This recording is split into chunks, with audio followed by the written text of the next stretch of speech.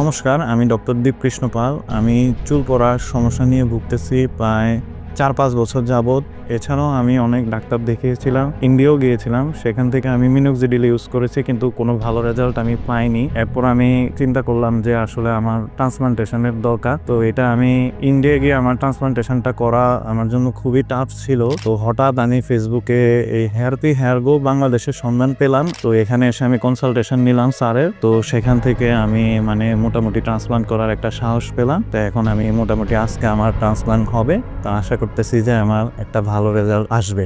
আর এখানকার তাদের সব স্টাফদের ব্যবহার শুধু যে আমি ডক্টর বলে এজন্যই যে ভালো তা না, আসলেই সত্যিই ভালো।